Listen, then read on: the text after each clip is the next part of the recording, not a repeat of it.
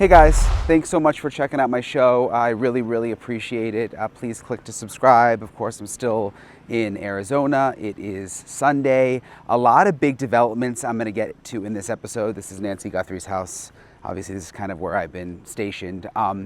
But we got a new statement from the FBI talking about DNA that was found on one of the gloves that was recovered. And this could really be significant, especially in light of the DNA that we know was also found inside Nancy's home. So I have a DNA expert who I'm going to talk to who is going to join me in a couple of minutes and explain the significance of this and why this does mean we could be getting closer to a suspect. Also, you guys remember the SWAT raid Friday night that I was at. I went back out to the house where the raid happened. Been a couple days later. I find a lot of times when you go back to places a couple days later, you can see if people want to talk then when things sort of simmer down. So I'll show you what that was like. Really nice neighborhood, by the way. So I'll take you back to the house. And then also more drama with the Pima County Sheriff. In this episode, I have an interview with a sergeant from the Pima County Sheriff's Office, who is also the union president, who is very concerned about the way the investigation has been handled. He's concerned about a lack of experience with the detectives on the case. And he explains to me what he thinks should be done differently and also what is being said within the department. It's the first time I've been able to interview him, and he is a sergeant with the department right now. And he was able to speak freely because he's got the protections because he is the union president. And then lastly, I'm going to get into the signal sniffer. Remember I told you guys about that? That is this device that I've now found out came from the FBI that they attached to the helicopter that can actually sense Nancy's pacemaker. Everything new I've learned about that also coming up in this episode of Brian Entin Investigates. Hey guys, all right, so I want to go over the latest with you on the newest development with the FBI statement involving new DNA on the glove. And first, the statement's a little confusing, so I'm going to tell you what I make of it in a second. But first, let me just read you this new statement from an FBI spokesperson. It says, "The gloves found approximately 2 miles from the Guthrie residence in a field near the side of the road were packaged up by the Pima County Sheriff's Office and sent overnight on 2/12, and they arrived at their private lab in Florida on 2/13. The FBI received preliminary results yesterday on 2/14 and are awaiting quality control and official confirmation today before putting unknown male profile into CODIS, the national database unique to the Bureau. This process typically takes 24 hours from when the Bureau receives DNA. Investigators collected approximately 16 gloves in various areas near the house. Most of them were searchers' gloves that they discarded in various areas when they searched the vicinity. The one with the DNA profile recovered is different and appears to match the glove of the subject in the surveillance video. The FBI has and will continue to provide assistance on whatever timeline is provided to us." So the most important line here that I see is the one with the DNA profile recovered is different and appears to match the glove on the subject in the surveillance video. So there is one of the gloves that they have found that is different because they say it actually matches the glove that we see in the surveillance video at the front of Nancy Guthrie's home. And it has a DNA profile on it that they are interested in and that they are going to put into CODIS. So that is pretty significant. And remember, a lot of people are saying, well, how do they know exactly if the glove matches based on that video that we've just seen from the front door? They could have more video that we just don't know about. Nancy had other cameras, and they may only be releasing publicly the video from the front camera, but they very well may have been able to get video from the other Google Nest cameras that Nancy had. I am told she may have had one more, and maybe that also picked up video of the suspect. I don't know, but if it did, that could be another way that they're able to get a close look at the glove. So this is significant. The other thing that stood out to me is when they said that some of the other gloves that they found were from searchers that had discarded them in various areas. I mean, that just kind of surprised me. You would think that the search crews would not be just discarding their gloves outside, especially since it appears most of the searchers have been either deputies or FBI agents.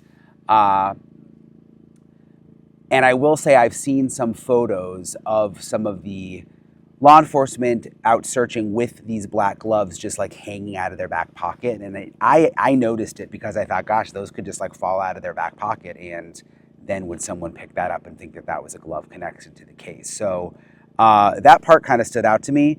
But really the main message here is that they have a glove with the DNA profile recovered, and the glove appears to match the gloves of the subject in the surveillance video. Later in this episode, you'll hear me. I talked to a sergeant with the Pima County Sheriff's Office who actually happens to also be the union president, which is why he was allowed to talk to me. But he'll explain he's skeptical of this glove actually matching back to the suspect, just because he says there really are a lot of these gloves around. There's a lot of homeless people around. He says there's a lot of people who wear these gloves for different work that they do. So he was skeptical, but you'll hear why he says that a little later in the episode. I also want to remind you, when it comes to DNA, there was another big development over the last couple of days. The sheriff said that they found DNA in Nancy Guthrie's home, which is back there behind me, that does not connect back to Nancy Guthrie and does not connect back to anyone in her, circle of people that come to the house. So that to me is almost more significant than the DNA found on the glove, because that really could be the kidnapper's DNA. But the bottom line is they're getting DNA now in from different places, not to mention, remember, the search warrant they did where they likely swabbed people for DNA there too. So the bottom line is they're getting DNA in now from different places, and this is when you start to see a case come together from the experts that I've spoken to and from the cases that I've covered. This is when DNA experts can really go to work, and they can start comparing different pieces of DNA that came in and start trying to make connections. So I get the sense that things might really start heating up over the next couple of days based on some of this new information that's coming out. So again, I'm going to get to my DNA expert here in a minute, but I wanted to get through some of the other big headlines for you, and she'll actually explain how significant this is. Something else, so remember Friday night I was at the SWAT operation that happened where they went into the house, they pulled a man and a woman out who I'm told were mother and son, and then they also pulled someone over close by as part of the same operation. And we're told there were no arrests made. It was all connected to the Nancy Guthrie investigation, but I'm told by sources not to just discount all of this, that there's still very much an investigation happening behind the scenes, that they served this federal search warrant, and that they're still processing evidence.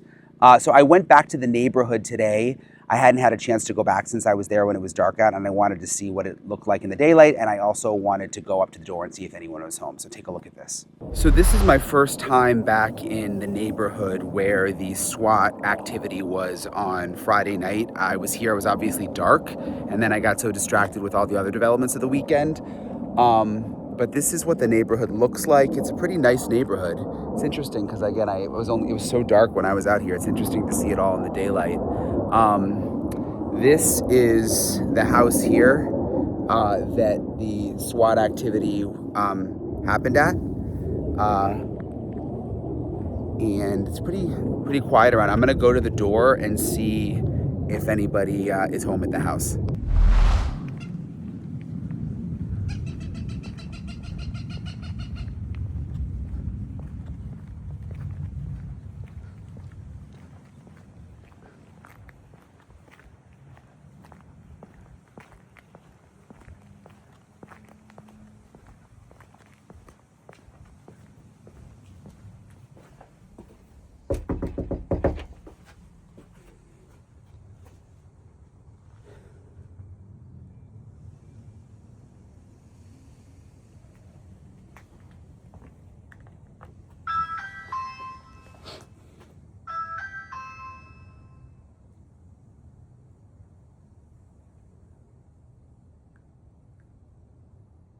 Doesn't look like anybody's answering.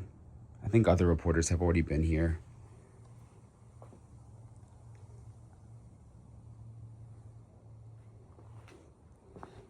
Not sure if anyone's home, although there is a car. Oh, hi, we'll be right there, it said.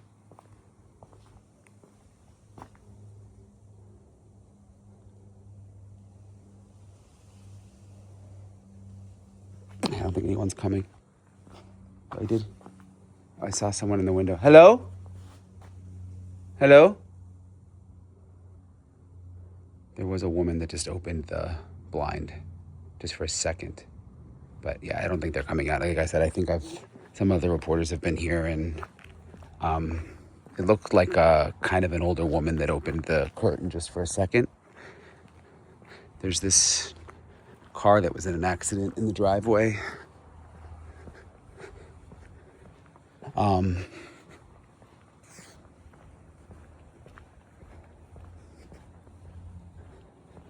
yeah, so this is the neighborhood. It's again, a pretty nice neighborhood.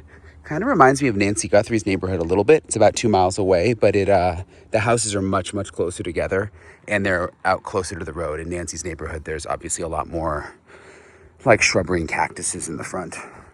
So I'll go back to that house again. I find just with my reporting that sometimes when things cool down and all the other reporters leave, and if I kind of forget about something, that that's the best time to kind of swoop in and try to talk to people. So I'm going to check out the house again and just keep an eye on that whole situation, because again, while there were no arrests, I'm told that there's still activity happening behind the scenes. Something else I wanted to update you guys on, if you follow me on Twitter, I've talked about this signal sniffer, which I confirmed that I actually have video of this helicopter. We saw it last week. It was the Pima County Sheriff's Office helicopter that was hovering very, very low over Nancy Guthrie's house, and then hovering low over the side yard and the backyard and just different areas around the house. But it was peculiar because I haven't seen search and rescue helicopters hover in one place that low for extended period of times. Like it would stay in one spot for like 3 minutes and then move, but again, very, very low. And I am told that there was a piece of technology on the chopper that was sent in from the FBI called a signal sniffer. And it's a new kind of technology. It's pretty top secret in many ways. And they attach it to a skid of the helicopter, and it could actually sense Nancy Guthrie's pacemaker. Again, I'm told it's an imperfect science and it's a new technology, and it has to hover low and it has to stay in one place. That's why the helicopter was just like not moving around a ton. But they believe that there's the possibility that it could actually pick up on Nancy Guthrie's pacemaker. It also, by the way, picks up on other things. AirPods, I'm told, smart washers and dryers, all of those things. So it becomes a little complicated trying to narrow it down. But it's interesting. It is a technology that they have used in the past. And I confirmed that with one of my sources on the ground. And then News Nation reporter Libby Dean, who's my friend in DC, also confirmed it with her FBI source that the FBI did send that technology in. And that it has been used, which is just interesting because I've never heard of something like that before. And it's just kind of fascinating that they could try to detect Nancy's pacemaker. And hopefully, when I saw them using it, it was over a week ago, so I don't know if they've used it again, but it's kind of a neat piece of technology that they're using in this investigation. I want to go now, though, to Cece Moore, who is really just a famous DNA expert. She's worked on a lot of big cases, and I want to get her take on this latest information that we got from the FBI regarding the DNA on the glove and also the DNA in Nancy Guthrie's house. I'm joined now by Cece Moore. It's nice to see you, Cece. Nice to And see you. I think it's quiet out here. Hopefully I'm outside Nancy Guthrie's house, so sometimes it gets a little noisy out here, but I think it'll be okay. Just a lot of people in the crime community know you, obviously, but just for people who don't know you, tell me a little bit about your background. Well, I'm one of the early pioneers of genetic genealogy, and then that transition into using it for law enforcement purposes. And I am the chief genetic genealogist at Parabon Nanolabs. My small team and I have helped law enforcement solve over 365 cases now. So I think we've really proven the power of investigative genetic genealogy. For sure. So I'm glad you're the perfect person for me to talk to about these latest developments with Nancy Guthrie. The first thing I wanted to ask you is this new information that came out from the FBI about this glove that was found 2 miles from Nancy Guthrie's house that they found some DNA on, and they're going to put into CODIS, I guess, after they finalize the testing. What do you make of that? What does that mean? It's interesting to me that they've agreed to put it into CODIS because that usually means that they feel fairly confident about it. They have very strict guidelines about what DNA is allowed in that database. So that leads me to believe that they have a reasonable belief that it could be from the crime scene. However, being 2 miles away, of course, I would obviously use great caution in coming to conclusions about who the suspect is just based on that alone. We've had a lot of cases where we have analyzed things like gloves and like other items in or near crime scenes. And of course, when you're doing that, it really requires that there is a lot more caution used because it very well could be an innocent person. Yeah, and a lot of people use those black gloves for different jobs. And like you said, the fact that it's 2 miles away. The sheriff also said that they found DNA in Nancy's house Yeah. that doesn't connect back to Nancy and doesn't connect to anyone really within her circle. Because apparently they've swabbed, like the workers that have gone in and out and the family members and stuff. That to me, is that significant? To me, that's much more significant because we know that's tied to the crime scene. Of course, it still doesn't guarantee that it is the suspect. DNA can last a long time depending on what the form is of that DNA. I've worked cases where we analyzed a drop of blood and it ended up being someone who'd lived in the house 2 years earlier. And of course, we know Nancy has been there for many years, decades. So she should have a pretty good idea. I mean, her family should have a pretty good idea about who has been in and out there. So that helps a lot. I am very optimistic about that part of it, much more so than the glove. And I think that if they really do have that alien DNA there, that DNA that they are not able to tie to any known person, that could very well be the answer to this case. And I'm told that with some of these people that they've been questioning, they've done some search warrants over the last week that they are swabbing them also for DNA. Um, Yeah, it makes how, perfect sense. how does that work? So what, then they will go and compare that to what they found in the house, or how does that work behind the scenes? Right. So that is using the traditional law enforcement DNA analysis that they have used for decades in cases like this. So that's just a straight profile one-to-one comparison. Do any of those individual match any of and does the DNA profile from any of those persons of interest match any of the DNA that was found in the house? If they did, that's obviously huge. Even if it matched that glove, that could be really telling, right? Because that's unlikely to be a coincidence then. That's not something that they would need to use genetic genealogy for. So that is just the traditional type of testing and comparisons. How long does it take to get results for something like that? Like if they go and do a search warrant and swab someone, how quickly could they know if it connects back to the DNA on the glove or the DNA in the house? Well, that could be very quick because there's such a thing as rapid DNA now. And I'm sure they are using it in this case since it is so timely. And with those, you can create those law enforcement profiles, the type of DNA that's entered into the CODIS database, very quickly, almost immediately. And so that's something that they should have results on extremely quickly. And when you say quickly, is it like hours even? Yes, yes, hours. Okay, so I'm just thinking because this latest raid was on Friday night. It's now, when we're doing this interview, it's Sunday. There have still Mhm. been no arrests, so maybe they've already gotten the results by this point. They may have. It just depends what technology they're using. Typically, it would take, I'd say, overnight, a full day if they're using the traditional crime scene analysis. But if they're using one of those rapid DNA analysis machines, which I would be very surprised if they weren't, that is very, very quick. So they would already have answers to some of those questions, I imagine.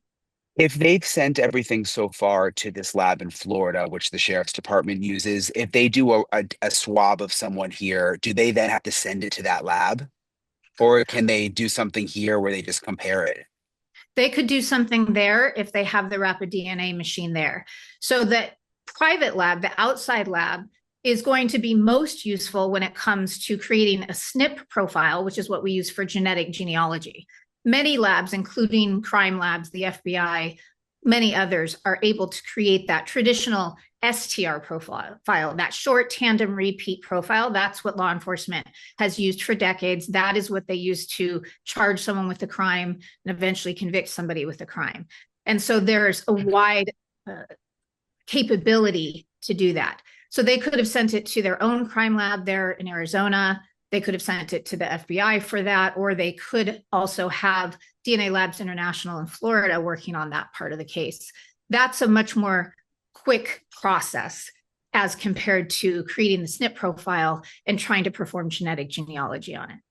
Yeah, when I think of genetic genealogy, I think of the Koberger case, which I think is the first time that a lot of people had ever heard of that. Mm-hmm. Is it essentially where they go? Well, tell me what is, I mean, could they use it in a case like this? Oh, absolutely. In fact, I've been waiting for that to happen, just hoping that there would be DNA found that was not tied to any of the known individuals from the home, because that will solve the case if nothing else does. It's just a matter of time then. If they have that DNA, that person who left that DNA will be identified. So the stranger's DNA in the house, they could figure out who that person is, even if Absolutely. Yes. just they could come up with it almost out of nowhere. Even if none Well, of it's a these lot of others, work. yeah, It's yeah, not out of nowhere, but yeah. it is a highly reliable method of reverse engineering somebody's identity just from their DNA. So if someone leaves their DNA behind at a crime scene, then they absolutely can and eventually will be identified through investigative genetic genealogy. What is going to determine how long that takes is what population group that person is from. So if their ancestry is from Latin America and they have recent immigrant ancestors, it'll be much more difficult to identify that individual. So it could take a lot longer. We have a lot of those Hispanic cases, and they tend to take weeks, months, or years compared to somebody who has deep roots in the United States and primarily Northwest European ancestry. Is that because if you are Hispanic and your family just came here recently, you're not in as many databases? You don't have distant relatives in as many databases? Exactly. Now, they could get lucky and there could be a close relative in the genetic genealogy databases, but that's really unlikely. And that's because despite the fact that over 50 million people have taken direct consumer DNA tests, for law enforcement cases, we are limited to the 2 or 3 smallest databases, which is less than 2 million people. And I'm hearing a lot of misconceptions out there. People are saying they can use Ancestry, they can use 23andMe. That is not true. Ancestry, 23andMe, and MyHeritage, the 3 largest consumer DNA databases, have barred law enforcement's use. And there are 2 well-known databases, GEDmatch and Family Tree DNA, that have agreed to work with law enforcement. And then there's a new nonprofit called DNA Justice that's much smaller, but can also be used. And so those are the ones that they will have to work in unless they can serve a successful warrant on the larger databases. Now, if I was Savannah Guthrie and her family, I would be begging management at Ancestry, 23andMe, and MyHeritage to allow the genetic genealogy profile to be compared in there, because it would be a much more straightforward and quicker identification that way. But so far, they've been very, very resistant to that, even though studies have shown that 91% of the public is in favor of using genetic genealogy to identify this type of criminal. I'm so glad you explained that because I didn't know that. I just assumed that you had access to all of them. I Oh, didn't I know wish. that. We'd be solving thousands and thousands and thousands of cases. Every day we would be solving a case, because if, for instance, you're adopted now and you want to find your biological family, you can compare against 50 million plus profiles, and you can almost always find that family quite quickly. And I used to work adoption cases back when we had a tiny database. So working law enforcement cases now is like stepping back to, say, 2014, trying to find somebody's biological family. And that is just because of the size of the databases. So because we're working in GEDmatch, where you have to not only be in the database, but opt into law enforcement matching, that is maybe 600,000, 700,000 people. And then Family Tree DNA, there is maybe 1.2 million or so in that database. They don't release their exact number. So, some of those are the same people. So it's really under 2 million people. And you've got to get a little lucky, right? You've got to hope that there are close enough relatives in there for you to be able to find their common ancestors. And so we're working with second, third, fourth, fifth cousins and beyond the vast majority of the time. Occasionally, you will get a close relative, just luck. So it's really going to depend on luck and population group as far as how long genetic genealogy would take to identify this unknown individual. 2 questions. Do the bigger companies that you were talking about that don't let you use their database, have there been warrants where they make exceptions? No, I do not believe there has been, based on some very good inside sources I have. But I know that they are ready to serve them in a case that has, high priority. For instance, if Charlie Kirk's killer had not been identified so quickly, or the person who tried to assassinate President Trump, those would have been the type of cases where I think it's very likely the FBI would have gone ahead and served that warrant on the commercial company's Ancestry, 23andMe. Interesting. In a case like this, will they? I don't know. But I think that this is going to happen one of these days, and it's going to be a huge knockdown, drag out fight between law enforcement and the courts and these very powerful deep pocket consumer DNA testing companies. Do you think that they have started ancestral DNA testing? I don't know how you phrase it with this case. Do you think it's already started? Absolutely. I think they are doing it in parallel, like they did in the Koberger case, where there's enough DNA where they can split that basically, and they can create the STR profile, that traditional profile from some of the DNA, and then at the same time be creating that SNP profile with another portion of the DNA. And even in Koberger's case, for instance, they were able to do that, and it was just transfer DNA or touch DNA, right? It couldn't have been a lot.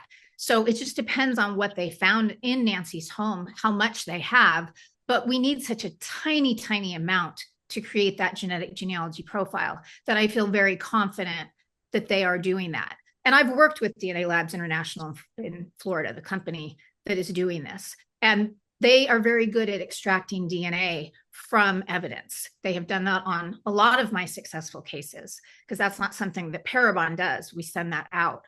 And so I have full confidence in them. I do not at all think it was devastating that it was sent to them. I trust them. And I am sure they are already working towards creating that SNP profile, if not already completed it and uploading it to those databases where they need to compare it against the people that have allowed us to do that.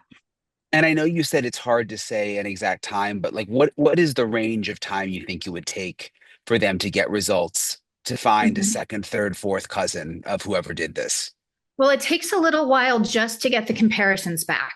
So once you upload that SNP profile to GEDmatch and Family Tree DNA, it can take a day or two, or sometimes even longer at Family Tree DNA to get that list of people who share DNA with that unknown DNA contributor.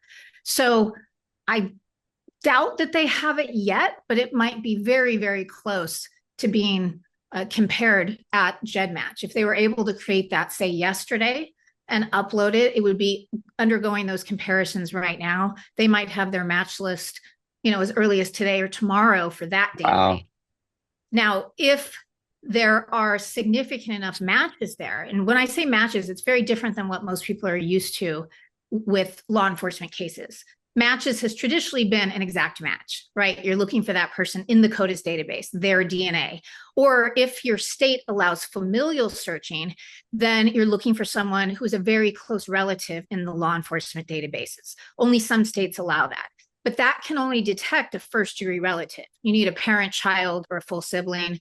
They also can do a Y chromosome search. That's a little bit more complex. But that is very, very different than in genetic genealogy databases. When we say a match, that is a partial match. That is someone who typically will share just a little bit of their DNA. It might be less than 1% of their DNA. And you get a long list. So everybody that puts their DNA in one of those databases will have hundreds or thousands of matches, depending on their population group. We're usually looking at the top dozen, 2 dozen, 3 dozen matches, and then trying to figure out how they're related to all of those people. They might be third cousins, meaning they share great-great-grandparents. So we've got to figure out which set of their great-great-grandparents. And we do that by looking for patterns in the data, overlaps, triangulations. Who's this one person or set of siblings that is related to all of these people sharing DNA with the unknown suspect? So it can take a long time.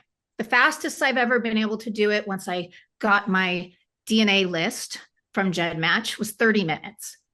And then I have some cases I've been working on for 7 years. So wow, population. So it's hard to say. It really is. But yeah, in a high priority active case like this, I'm sure they're going to throw everything at it they can, all the resources they can.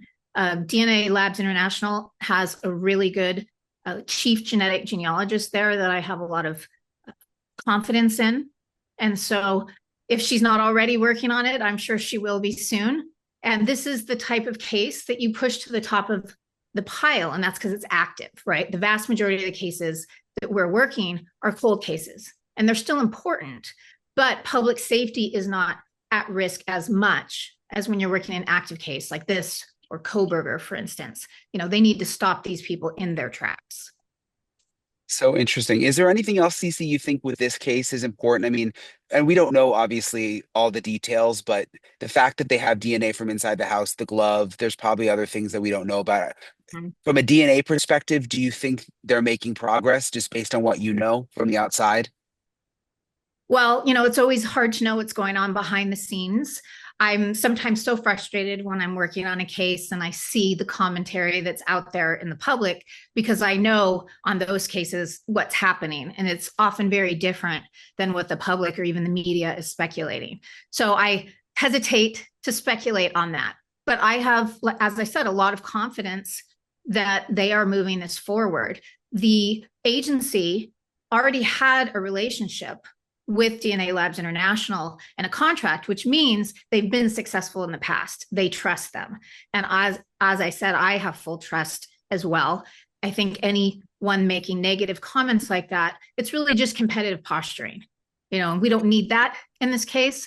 We want Nancy found, we want this person identified. It doesn't matter which company does it or which lab does it, which of course I'd love to work the case, right? But I don't really care as long as somebody skilled is doing it. And they did not make a mistake, in my opinion, sending that to DNA Labs International. They can bring in the FBI genetic genealogy team too, if it ends up being a really difficult case, just like they did in the Koberger case, right? It was started at a private lab. It was transferred to the FBI investigative genetic genealogy team, and they were the ones who made that identification of Brian. And that could happen in this case too. If it's taking too long for the private lab, then they can certainly bring in the FBI genetic genealogy team, and they have resources that we don't have. And so sometimes, especially in these immigrant cases, Latin American cases, we have had the FBI come in and take over cases, and they were able to identify that person using resources we didn't have, like border crossings, right? Immigration records, things that we wouldn't typically be able to access, because as genetic genealogists outside the government, we are just working with public records only. We don't have special law enforcement access. We just have access to what everyone else has. Actually less, since we can't use the big databases like you could if you were researching your own family. Wow, really interesting. Cece, I appreciate you explaining it to me. Thank you for taking the time. I appreciate Cece for taking the time to talk to me and explaining some of this DNA stuff to me, because it can be this is where things get really complicated and scientific. But as you heard her say, this is also when cases come together, and we're starting to see DNA evidence really appear in this Nancy Guthrie case. So hopefully this will help move things along. I also want you to hear my interview that I just did with Sergeant Aaron Cross, who is a Pima County Sheriff's Office sergeant. And I've made a lot of sources on the ground here, but it's difficult talking to people within the department on camera because they can get in big trouble for speaking. What's interesting about Sergeant Cross is he is also the union president, so he has protections and can speak more freely. He's not on the inside of the Nancy Guthrie investigation at all, so he can't speak about what's happening from the inside of the investigation, but he has a ton of expertise when it comes to this area. He's been with the sheriff's office for almost 20 years, and he also is able to talk about, and openly, which is difficult here because people are nervous to talk badly about the sheriff who are still working there, but he can talk about concerns that the deputies have about the sheriff, about the way the investigation has been handled, and why he thinks the FBI should have been brought in sooner. So listen to my conversation with Sergeant Cross. The first thing I wanted to ask you about was just this new FBI statement that I showed you. First of all, apparently there's a lot of gloves that have been found. Yeah. What do you make of that? I mean, I guess these gloves are used for all sorts of purposes, it seems. It is pretty common. It could be from investigators. It could also be, I mean, we have a large amount of homeless that live and camp in the area. We also have, we've experienced a lot of nighttime car break-ins in this area as well. So, I mean, it could be from any one of those things. Hopefully it's related to the Guthrie kidnapping or incident, and they're able to get some DNA out of it, and it breaks the case open. But I understand it was found a couple miles away. Hopefully, as he's driving away, he throws his gloves out the window. Maybe we'll get a lucky break, but there's a lot of possibilities. It just seems like that would be a dumb thing to do, though. I mean, if you're the suspect, yeah, why wouldn't you bury them or hold on to them? You know? It seems very unusual. He seemed to be very prepared and very careful, at least on the video that was released, and so it would seem very out of character for what we're able to see. But you know, hopefully we'll get lucky. And you are a sergeant with the Pima County Sheriff's Office and Yes, also sir. the union president. Yes, sir. So you're able to talk to us about some of these issues with the department because you're protected. Correct. By which is why we haven't really been able to talk to anyone else within the... Yeah, I can speak on matters of public concern. Yep. And have some protections from that. Do you ever get nervous about retaliation? All the time. I'm sure I'll be drug in to answer questions about this very interview. Okay. So. What is since you have your pulse, I mean, how many deputies did you say are in your union? So we have a little over 300 out of the about 396 detectives and deputies in the department. So almost everybody. Yes, sir. So what is the feeling right now within the department? I mean, you guys have the eyes of the world on you. Yeah, it's tough. The deputies, they haven't been impacted as much. The detectives, though, they're working, I mean, some of them are working 8 days straight. Some of them have put in 70, 80-hour weeks for the last couple of weeks. So they're doing everything possible to try and solve this crime. They're working very hard, sacrificing a lot of time with their families, and they're doing everything they can. But it's definitely taken a toll a little bit. You can tell when you speak with them. There's a little bit of burnout. I get that sense. They haven't vocalized that to me, but you can tell it's been a lot. And working 80 hours a week, 70 hours a week, that's a tall order. And a lot of pressure. I mean, everybody wants to find Nancy, you know? Certainly, yeah. The whole, it feels like the whole world, or at least the nation, that their eyes are on us. And so there's a lot of pressure internally as well as externally to try and solve this quickly.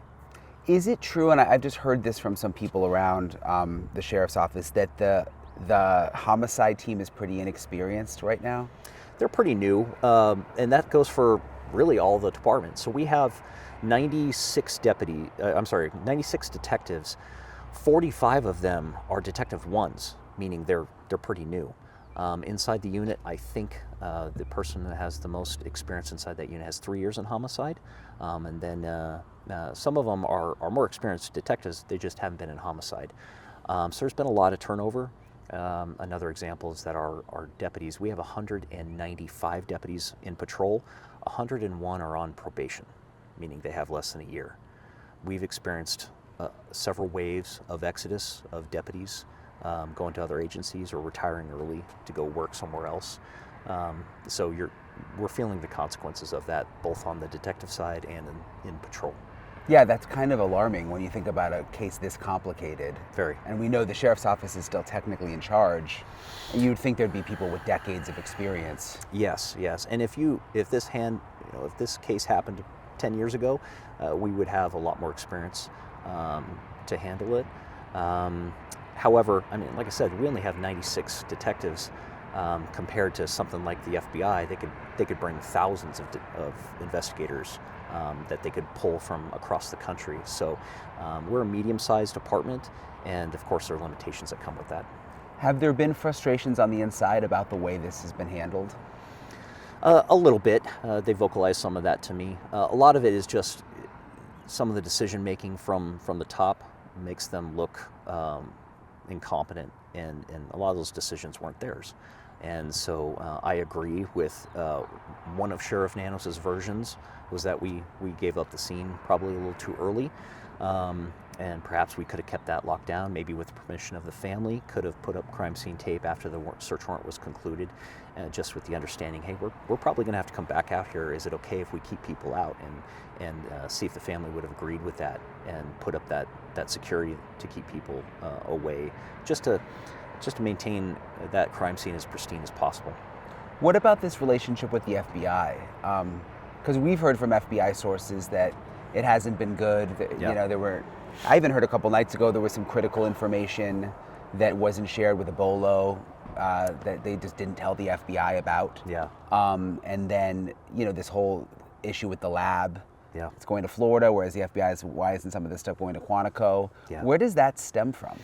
So my opinion is that this comes from 2016. I think when Sheriff Nannis was investigated, when he was interim sheriff back then, I think that investigation caused a lot of the icy relationship that we see today.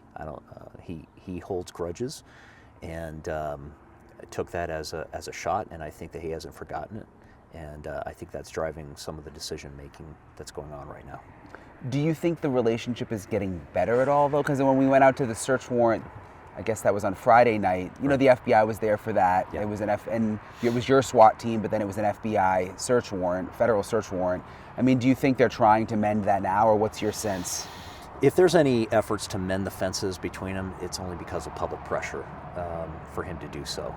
But I think that this case, what worries me is I'm worried that this case has become an ego case for him, that this is our chance to one-up the FBI or to show that we're as good as the FBI. And I'm not sure that should be driving the decision-making. We have very capable, hard-working detectives. However, it's like I said before, we're a medium-sized agency. We just simply don't have the manpower, the assets, the funding that something like the FBI could bring to bear. What happened with, I've heard some rumblings about the search plane and the pilot, I think, or do you know much about that situation? Yes, sir. It was a pilot/TFD, the tactical flight deputy. So our plane has two people in it. It's the pilot and the person behind him who is operating the high definition cameras, the FLIR, all that. And so there was a pilot/TFD who was normally assigned to work that day with a pilot. However, he was transferred the week before, I believe on January 25th. And he was transferred back to patrol, and as a result of that, he was not replaced. And so as a result of that, the plane was not able to be used immediately. From what I understand from people who worked that day, the helicopter was initially used because there was a pilot at the hangar and a helicopter pilot, so they jumped in the helicopter and responded.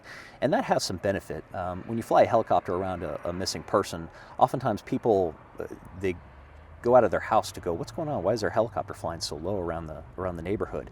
And so when you get people out of their houses, sometimes they'll see a disoriented elderly person or someone in need, a small child, and they'll call 911.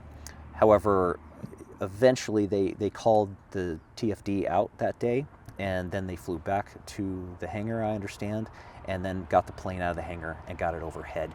But that took 2 or 3 hours from what I understand. So did the sheriff have an issue? You said the person was transferred out. Yes, sir. Do you know why? There's a minor demeanor complaints with the pilot. I think he'd been around 17 years, and there's some demeanor complaints in behavior with his interactions with some other people inside the unit that, in my opinion, could have been handled a little differently. He received informal discipline and then was transferred. I think that informal discipline and perhaps a special observation probation would have been more appropriate and would have kept that asset, which is, that plane is the most valuable law enforcement asset in southern Arizona. And if it moved to Phoenix, it would be the most valuable asset in Phoenix. It's that good. Yeah, I've seen it. It has the monitors in the back. It's fantastic. It's impressive. I saw some pictures it's fantastic. of it. Yeah. And all the local agencies around us, whenever it's available, they want to use it for any of their cases. It's extremely valuable. And so I feel like handling that a little bit differently would have kept that plane ready and addressed the problem with the employee. But that decision was made differently. So that deputy is a deputy, yeah? Yes, sir. Yeah, he had 17 years of experience flying with that kind of work. Yes, sir. And he hasn't been able to work this case? Correct. And he started as a TFD that we then made into a pilot. So he had 17 years in the air unit, I should clarify. Okay. But he'd been a long-time pilot, was a long-time TFD. and was very good at his job. So he could be helpful right now. Yes, that day they would have been up quickly, and perhaps the searchers, because when this first came out, we initially believed that it was an elderly person who may have bumped their head or something and walked away. And so having that plane up with its capabilities would have allowed the search and rescue team to, in my opinion, more quickly realize that she's not in the area, and maybe we need to start looking somewhere else and thinking about this differently, especially considering the blood drops. Tell me a little bit about, I read about a no confidence vote for the sheriff. Yes, sir. When was that? That was, if my memory serves me correctly, it was in 2024, early 2024, I believe. And we took an anonymous no confidence vote, or confidence vote, and it returned, except for one vote, it was unanimous no confidence in Sheriff Nanos. And that was done to kind of try and get the word out to the public, to the voting public in Pima County, that we've got some real issues in this department. That's yeah. I mean, so everyone except for one person in the union said no confidence. Yes, sir. And my opinion is he probably didn't understand the vote and maybe have made a mistake. So, what are the? I mean, so why does it seem? So why don't they like him? Well, I think former Chief Deputy Castigar kind of gave you some insight into the issues going on with Sheriff Nanos. He has an ego that's difficult to describe without sounding hyperbolic, and it drives a lot of his decision making. He's very retaliatory, and their favorite version of retaliation is through transfers, which has impacted nearly every unit in this department and decreased our overall readiness, in my opinion. Nearly every unit, the experience and expertise that was there was transferred out for whatever reason, and there are real impacts to that, and it lowered morale. And so there was a lot of hope that in the election in 2024 that we would have a change at leadership, and when that didn't come to pass, very close, but when it didn't come to pass, that's when we started seeing these mass exodus of deputies and detectives. How close was it? 471 votes. So he lost by 400. He won by 471 votes. Yeah, 471, 481, less than 500. Okay. It was so close it had to have a mandatory recall per the Arizona state law. And you mentioned the transfers, and you said it was like discipline by transfer. Is that what happened to you? Oh, yes, sir. So when I became president in 2023 of our union, I initially decided, hey, let's take a morale poll. And so we did a morale poll. It came back pretty low, and it came back with some comments, and I thought that those comments would be beneficial to someone in a position of leadership. So I quietly compiled them on a professional letter and sent them to Sheriff Nanos, just put it in his basket, and he could have thrown it away. However, he took exception to that and responded by transferring me to a position to hurt my family. That was confirmed to me later by former Chief Deputy Castigar. What do you mean to hurt your family? So I was on midnights because I had small children and my wife worked during the day. They knew that, and about 7 months before, one of his chiefs threatened me to move me off midnights, and I explicitly reminded them that I'm on midnights for my family. But when I sent that letter, they responded by transferring me to a day shift so that I would not have that time with my children. And did you get transferred to like an office job at that time, or? Yes, sir. So you don't even, how much experience do you have? This will be my 26th year. I am the second most senior sergeant in the department. But you're not out on the street? No. He has me taking calls, phone reports. So if your garden hose gets stolen and you want to make a phone report, I'm handling those currently. Is that feel demeaning? I mean, with all the experience you have? I'm the first and only sergeant in the history of our department ever working that position. It's normally reserved for injured deputies so they can still work while they're recovering from their injuries. So I've covered, I've interviewed unions before, like with a lot of different things, and a lot of times the unions don't like the boss. Yes, sir. Or it's about pay. Yes, sir. So that's not uncommon, but is this different, do you think, than other places where, because the unions always seem to have some kind of issue, you know what I mean? Yes, sir. Yeah, I agree, and oftentimes you do hear of unions, they're always lobbying for increased pay, and certainly we lobby for that as well, but no one came to the Pima County Sheriff's Department because they were going to get paid the most. However, I have a theory that you can either pay your employees poorly or treat them poorly, but you can't do both and expect them to stick around, and that's where we're at. And our pushback against leadership inside this department, I believe, is a large reason why we've grown so quickly. Like I said, we started in 2023 from nothing, and we're already now representing nearly the entire commission side of the department. The other thing I've found covering sheriff's offices around the country is, sheriffs have a lot of power. I mean, they're elected. Certainly. So sometimes, or many times, the deputies love the sheriff. It's like the opposite of what you're saying. Yes. And even though maybe they don't get paid as much as they should or as much as they want, like the sheriffs have their back. Yes. And it's different than working for a police department where there's a city council and they almost, the sheriff really protects the deputies. Yes, sir. But I guess that's not the case here. No, and it's pretty unusual. But it is around here, right? I mean, I've interviewed some other sheriffs. It seems like other sheriffs are really liked. Yes, sir.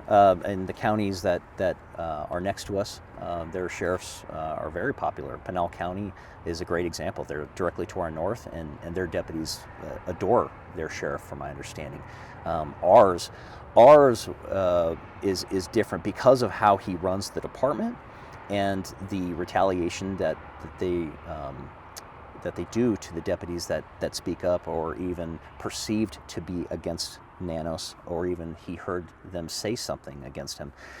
Because of that, we had a couple dozen of them protest with me against the sheriff during the last race, and I am unaware of any other instance where deputies protested against their sheriff for an election race. But it happened last time, but it wasn't without risk and fear. A lot of those guys did it while wearing masks, just to protect themselves from retaliation. Yeah, that's unusual, huh? It is. The situation inside this department I would describe as very unusual. So the whole world is watching now because of Nancy Guthrie. I mean, do you think all of these issues that you've described have had an impact on the investigation? 100%. 100%. The experience level inside our CID, like I said, they're hardworking people, but everybody needs mentors.